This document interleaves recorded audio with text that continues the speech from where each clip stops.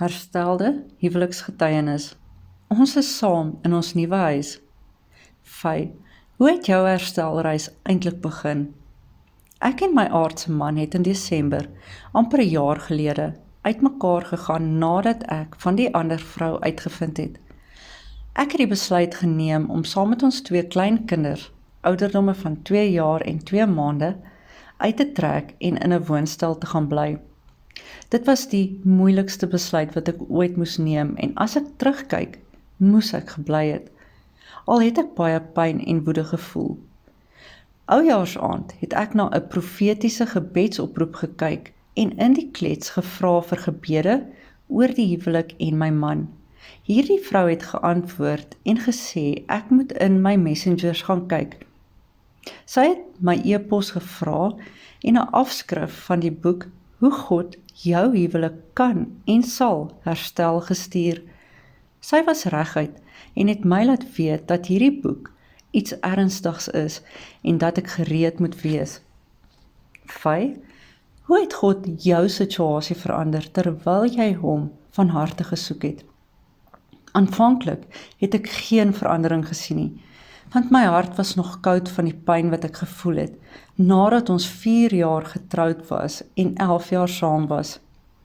Maar toe God my eers begin bereik en dinge oor myself openbaar, kon ek die gety stadig sien draai en my man het begin sag word. Ek het my oë begin afneem van wat gebeur het en wou verander en God soek en sy verhouding met my. Ek het besef, God werk aan my en die intieme verhouding met hom wat ek broodnodig gehad het. Fy, watter beginsels uit God se woord of deur ons hulpbronne het die Here jou tydens hierdie beproewing geleer? Tydens hierdie beproewing het God my 'n paar dinge geleer. Eerstens was dit om hom vir alles te soek en niemand anders voor hom te stel nie. Ek het nooit besef dat ek my man verafgod en hom voor God gestel het nie. Hy het my ook die tipe vrou gewys wat ek was gedurende ons huwelik, twisgierig, beredeneerd, knaand ensovoorts, en dat ek moes verander om sagmoedig en stil te wees. Dit is vandag nog steeds my fokusarea, maar ek kom gouer agter wanneer ek hierdie dinge begin wys. Fy, wat was die moeilikste tye waardeur God jou gehelp het? Sommige van die moeilikste tye was toe ek nie van my aardse man gehoor het nie en my gedagtes sou begin dwaal. Die nagte was ook moeilik en toe ek die meeste gehuil het, maar gebed help werklik en God sal vir jou vrede gee. Fy, wat was die keerpunt van jou herstel? Ek kan nie regtig die presiese keerpunt bepaal nie, maar ek het dinge begin agterkom wat my man sou sê wat hy nooit oor my sou sê nie. Hy het elke oggend begin bel en SMS'e deur die dag gestuur. Hy het selfs begin praat oor die aankoop van 'n huis as 'n gesin. Fy, vertel ons hoe dit gebeur het. Het jou man net by die voordeur ingestap? Hy het beslis nie net by die voordeur ingestap nie, maar ons het ernstig begin praat oor die aankoop van die huis en het 'n tyd vasgemaak om die lening te verseker. Hy het alleen huise gesoek en 'n huis gekies wat volgens hom perfek sou wees vir ons en ons kinders.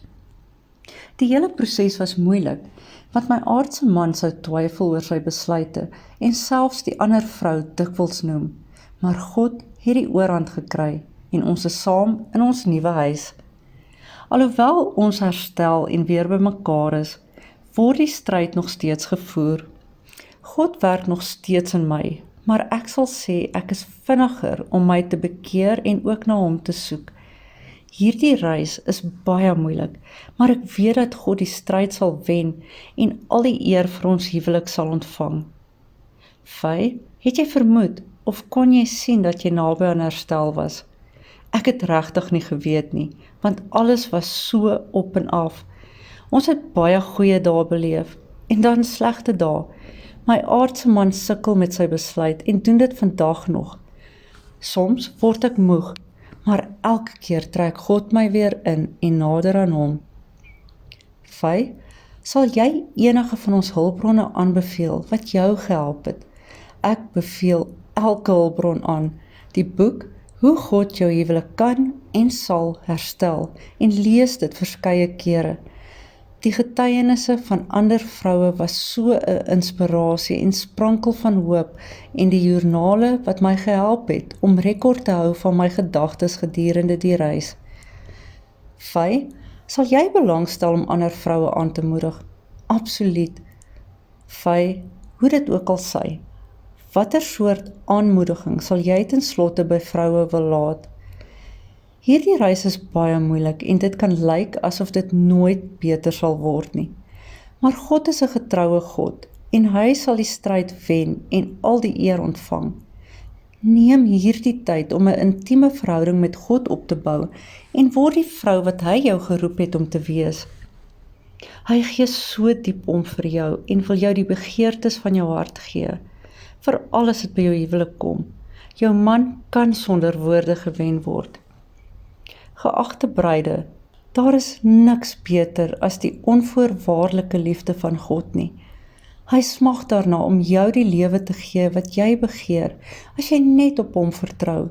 Gee hom alles, bekommernisse, lof ensovoorts, want hy verdien die eer. Sodra jy jou lewe aan God oorgegee het, en hom toelaat om jou man te wees, en jy sy bruid, sal hy jou hart verander en uiteindelik die hart van jou man. Raak verlief op hom. Hy wag vir jou. Dit is so eenvoudig soos om ja te sê. Want ons lewe deur geloof, nie deur sien nie. 2 Korintiërs 5 vers 7. Vertrou volkome op die Here en moenie op jou eie insigte staat maak nie. Ken hom in alles wat jy doen en hy sal jou die regte pad laat loop. Spreuke 3 vers 5 tot 6. Ons weet dat God alles ten goeie laat meewerk vir die wat hom liefhet, die wat volgens sy besluit geroep is. Romeine 8 vers 28. Hy wat sy lewe wil behou, sal dit verloor, en hy wat sy lewe ter wille van my verloor, sal dit vind. Matteus 10 vers 39. Hierdie vers uit hoofstuk 2 van die oorvloedige lewe sê en beteken soveel. Ons lewe is nie ons eie nie, maar dit behoort aan God. Ons moet vir onsself sterf en hom volledige en totale beheer gee. Sodra jy dit gedoen het, sal jy die lewe en liefde wat hy vir jou wil gee, ervaar. In hierdie hoofstuk kon ek sien hoe belangrik dit is om jou lewe vir God te leef. As jy jouself in die Here verlustig en volgens sy voorneme en sy woord lewe, sal jy die lewe wat hy in die vooruitsig het, begin ervaar. Neem al jou bekommernisse, angstigheid en selfs dank na hom toe, want hy verdien al die eer en sal jou dra. Deur dit te lees, het dit my gehelp om alles wat ek teekom na God toe te neem, selfs die goeie dinge. Ek is nie meer bekommerd of afhanklik van mense nie, want God sal my deurtrek en my bedek. Dit het my hart, my manier van dink en hoe ek ander behandel verander.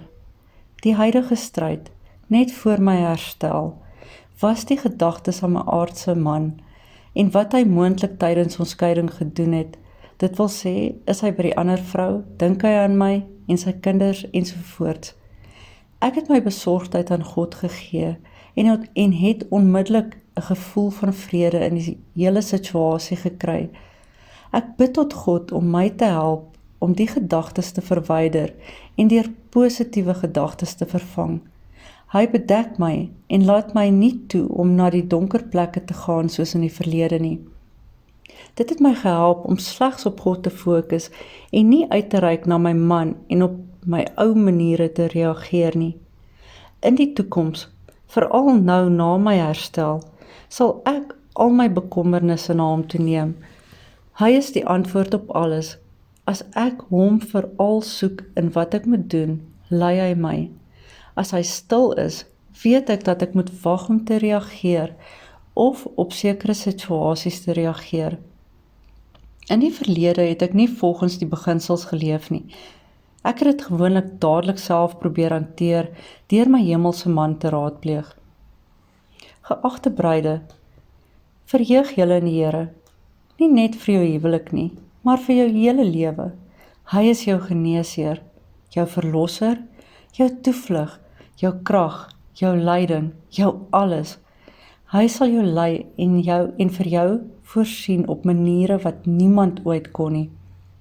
Hierdie boek en Vind die oorvloedige lewe het my oë as vrou waarlik oopgemaak. Dit bring jou nader aan God en verander jou op ongelooflike maniere.